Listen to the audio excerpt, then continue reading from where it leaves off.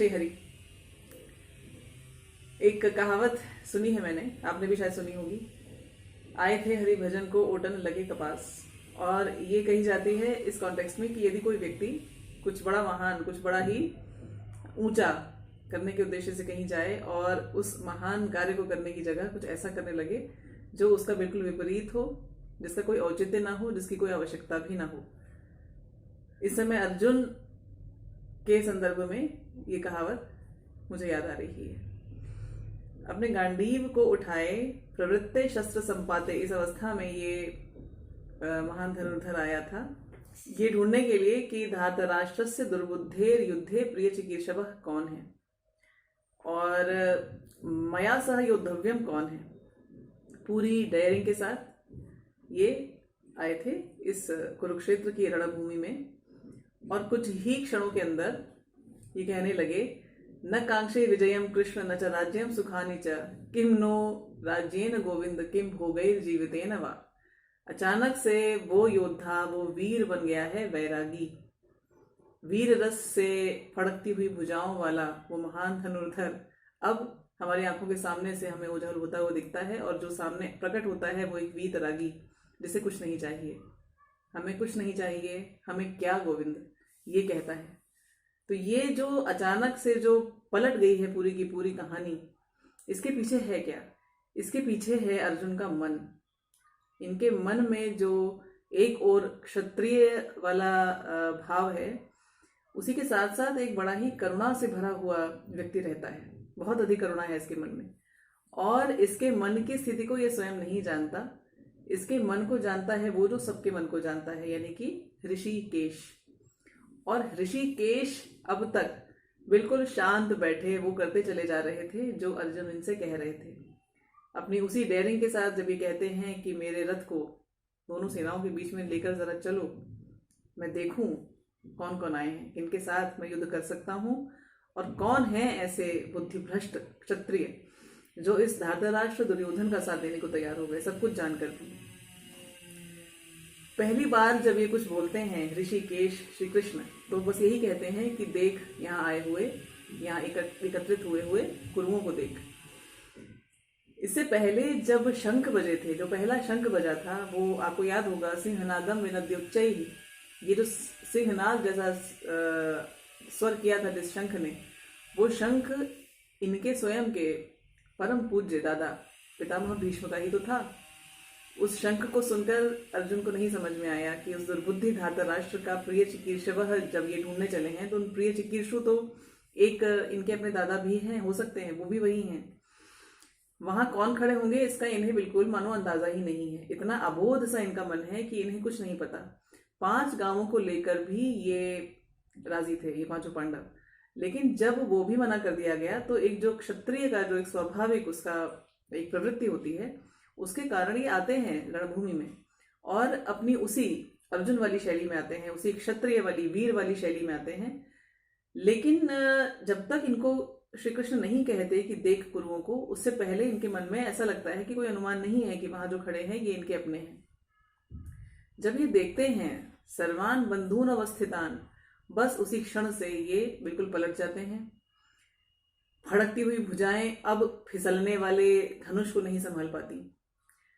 जिस ओज के साथ, जिस पराक्रम के साथ ये दृष्टि ढूंढ रही थी किस पर बाण चलाऊं, किसे ललकारूं, अब ये दृष्टि कुछ नहीं देख पाती। केवल ये देखती है कि ये सब मेरे अपने हैं, मेरे अपने हैं। और इसी भाव में जब ये आते हैं तो ये कहते हैं कि जीकर भी क्या करना है। न कांक्षे विजयम, विजय नहीं चाहिए। विजय किस लिए चाहिए थी अर्जुन को? राज्य किस लिए चाहिए था? सुख किसके लिए चाहिए थे? इसका उत्तर ये 33वें श्लोक में देते हैं। कहते हैं, येषाम् अर्थे कांक्षितम नो राज्यम भोगाः सुखानि च ते इमे अवस्थिता युद्धे प्राणान् त्यक्त्वा धनानि च। येषाम् अर्थे, येषाम् अर्थे, जिनके लिए, कांक्षितम चाहा गया था, जिनके लिए कांक्षित था, आकांक्षित था, आकांक्षित है। क्या आकांक्षित है? राज्यम भोगाः सुखानि च, राज्य, भोग और अनेक प्रकार के सुख जिनके लिए चाहिए, जिनके लिए इच्छित थे या इच्छित हैं, ते इमे अवस्थिता, वो सारे के सारे तो ये इमे अवस्थिता आ डटे हैं यहाँ पर। युद्धे, युद्ध में, प्राणान त्यक्त्वा, प्राणान त्यक्त्वा, प्राणों को त्याग कर, धनानि च, और धनों को यानी कि सब प्रकार के ऐश्वर्यों को, संपदाओं को, धन को त्याग कर, ये तो स्वयं यहाँ आ डटे हैं युद्ध में, प्राणों को त्याग कर खड़े हो गए हैं ये, जिनके लिए ये सब मुझे चाहिए था, राज्य, भोग और सुख, ये तो यहीं आ खड़े हैं। तो क्या करना है मुझे, हमें क्या चाहिए, हमें तो इनके लिए चाहिए था, अपने लिए तो हमें कुछ भी नहीं चाहिए। गोविंद, तुम तो यूं ही जानते हो, तुम्हारा जो स्वभाव है वही मेरा भी स्वभाव है। अर्जुन और श्री कृष्ण की जो इतनी घनिष्ठ मित्रता है, इसका आधार इनका संबंध जो भाइयों वाला है वो नहीं है, इनके स्वभाव की जो एक मिलाप होता है इनके बीच में, वो है एक सेम, कुछ एक कॉमन धरातल होता है, तब आपकी दोस्ती किसी के साथ बहुत अच्छी होती है। अर्जुन और श्री कृष्ण की जो मित्रता है उसका धरातल भी यही है कि दोनों ही बहुत ही सरल स्वभाव के लोग हैं और इन्हें अपने लिए कुछ नहीं चाहिए।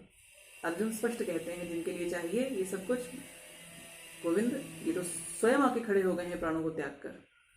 अब क्या करना है हमें ये सब करके, न कांक्षे विजयम, विजय जब मिलती, कहाँ मिलती, किससे मिलती, विजय मिलती उन अधर्मियों के विरुद्ध जो दुर्बुद्धि धृतराष्ट्र का साथ देने को खड़े हो गए थे। मैं तो उन्हें मारने आया था, यदि उनको मारता तो मुझे जो विजय मिलती, उस विजय को मैं जिनके साथ मनाता, उस विजय का उत्सव जो मेरे लिए मनाते, वो सारे के सारे यहाँ खड़े हो गए हैं। राज्यम, राज्य क्या था, राज्य इनका अधिकार था जिसे बिल्कुल अन्यायपूर्वक धृतराष्ट्र के बेटों ने हड़प लिया था। और अब जो 5 गांव को लेकर भी राजी थे पांडव, अपना पूरा राज्य नहीं मांग रहे थे, लेकिन जब 5 गांव भी नहीं दिए जा रहे थे तो अब इनके पास कोई विकल्प नहीं था, इसलिए उस राज्य को वापस पाने के लिए इन्हें ये युद्ध करना था। तो राज्य भी नहीं चाहिए, क्योंकि राज्य इनके साथ भोगना था, ये अपनों के साथ भोगना था, स्वजन के साथ भोगना था। सुख, जो कुछ भी 13 साल का वनवास और अज्ञातवास के दौरान इन्होंने कष्ट सहा है, यातनाएं सही हैं अपनी पत्नी के साथ, अर्जुन को सब याद है। और अब उन्हें ये अपेक्षा थी कि शायद अब कुछ सुख मिलेंगे, लेकिन ये सुख तो इनके लिए चाहिए थे, इनके साथ भोगने के लिए चाहिए थे, जिनके साथ ये राज्य, ये भोग, ये सुख मुझे चाहिए थे, इन्होंने तो पहले ही प्राण त्याग दिए हैं। ऐसे ही या आप, यदि आपको याद हो, दुर्योधन ने भी कहा था अपने, जब उन्होंने बताया था उनकी सेना के कई सारे नायकों के विषय में, तो ये कहा था अन्ये च बहवः शूरा मदर्थे त्यक्त जीविता। वहां वो एक बड़े अहंकार, बड़े गर्व के साथ इस बात पर फूल रहे थे कि मेरे लिए प्राण त्याग कर ये सारे के सारे आ गए हैं। लेकिन अर्जुन का मन बिल्कुल उल्टी बात सोच रहा है, प्राण त्याग कर ये जो आ गए हैं ये तो सब मेरे अपने हैं, और यही नहीं रहेंगे तो मुझे करना क्या है सबका, गोविंद हमें क्या करना है। तो ये जो अर्जुन के मन का जो अबोधपना है, जैसे इन्हें कुछ पता ही नहीं था कि यहाँ पे इनके अपने होंगे, इन्हें कोई अंदाजा नहीं था। एक वीर जिसका मन बड़ा सरल है, और ऋषिकेश जानते थे कि इसका ये जो सरल मन है और करुणा से भरा हुआ जो मन है, ये जब 11 अक्षौहिणी सेना को देखकर फड़कती भुजाओं के संग जब युद्ध आरंभ कर देगा, और जिस क्षण इसके सामने इसके अपने, इसके स्वजन आएंगे, इसका सारा पराक्रम, इसकी सारी धनुर्विद्या, इसका सारा का सारा वीर रस बह जाएगा उस करुणा के रस में। इसलिए इन्होंने पहले ही ऐसी स्थिति लाई, क्योंकि श्री कृष्ण आगे जाकर जो कहेंगे, धर्म संस्थापनार्थाय संभवामि युगे युगे, तो धर्म की संस्थापना के लिए ये जो युद्ध यज्ञ चल रहा है, जिसमें श्री कृष्ण ने सबसे पहले शंख बजाकर अपना अनुमोदन और अपनी उपस्थिति बिल्कुल स्पष्ट दिखाई है, इसको ये नहीं चाहते कि बीच में कुछ ऐसा हो कि ये धर्म यज्ञ रुक जाए। और अर्जुन का ये जो कोमल मन है, करुणा से भरा हुआ जो ये मन है, यही ये रोड़ा बनने वाला है। कृष्ण ऋषिकेश होने के नाते जानते हैं आगे क्या हो सकता है, इसलिए इन्होंने पहले ही कह दिया कि देख इन कुरुओं को, तू आगे जाके देखेगा इन कुरुओं को, अभी देख ले, तेरे अपने खड़े हैं, क्योंकि जो तेरी अवस्था होने वाली है आगे जाकर, वो मैं अभी ही उसका निराकरण करना चाहता हूँ, जिससे कि ये धर्म यज्ञ ठीक से हो सके। इसलिए जब अर्जुन ये कहते हैं येषाम अर्थे कांक्षितम नो राज्यम भोगा सुखानि च, श्री कृष्ण बहुत अच्छे से जानते हैं अर्जुन को अपने लिए कुछ नहीं चाहिए, इसे जो चाहिए अपने प्रियजनों के लिए, अपने स्वजन के लिए चाहिए। और वही वाली जो इसकी मन की जो एक ग्रंथि है, इसको यदि अभी न खोला गया तो ये जो सारा का सारा जो ये तैयारी की गई है, जो ये खेल रचा गया है, ये सब व्यर्थ जाएगा। तो श्री कृष्ण चुपचाप सारथी बनकर बैठे तो हैं, जब तक अर्जुन अपनी डेयरिंग दिखाते रहते हैं ये बिल्कुल चुपचाप रहते हैं, कुछ नहीं कहते। लेकिन उस जगह पर जब जाते हैं जहां अर्जुन ने कहा लेकर चलो वहां मेरा रथ, मैं जरा देखूं, वहां जाकर ये पहला कथन जो कहते हैं वो इसीलिए कहते हैं कि अर्जुन अपने मन की इस दुर्बलता को इसी समय साक्षात अपने सामने लाएं और इसी समय उससे जूझना, उससे निपटना, उस पर विजय पाना सीखें। तो आज का श्लोक, येषाम् अर्थे कांक्षितम नो राज्यम भोगा सुखानि च ते में अवस्थिता युद्धे प्राणां त्यक्त्वा धनानि च। इसमें अर्जुन ये बताते हैं कि इन्हें अपने लिए कुछ नहीं चाहिए था, वैसे भी कुछ नहीं चाहिए था, क्योंकि सुख, विजय, राज्य, भोग ये सब तो अपनों के साथ भोगने के लिए होते हैं। यदि अपने ही नहीं रहेंगे तो ये किसी काम के नहीं। इससे अच्छा प्राण भी नहीं चाहिए, जीवन भी नहीं चाहिए, क्योंकि जीवन जिएंगे तब तो ये सब चाहिए ना। ऐसा जीवन भी नहीं चाहिए जिसमें इन्हीं को नष्ट होना पड़े। मारेंगे सामने तो सामने भी वही खड़े हैं स्वजन, और उधर से पलट कर वार आएगा तो यहाँ जो खड़े हैं ये भी स्वजन।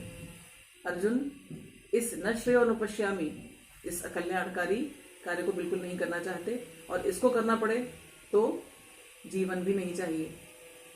किम नो राज्येन गोविंद किम भोगे जीवितेन वा, या जीकर भी क्या करना है गोविंद, हमें नहीं चाहिए ऐसा जीवन। ये हैं अर्जुन, करुणा से भरे हुए, बहुत सरल मन के, धर्मपरायण, अत्यंत वीर धनुर्धर, जिनकी वीरता का अनुभव, उसका प्रदर्शन सारे विश्व ने देखा है, देवताओं ने भी देखा है। लेकिन इनके मन की करुणा, इनके मन की ये जो दुर्बलता है, इनकी करुणा, इसका प्रदर्शन पहली बार हो रहा है। और यही है गीता का ओरिजिन, गीता का स्रोत, यहीं से आरंभ होती है गीता की आवश्यकता, जो आगे जाकर श्री कृष्ण गाएंगे। तो 33वां श्लोक ये था। अगले वीडियो में हम फिर से मिलेंगे। जय श्री कृष्ण।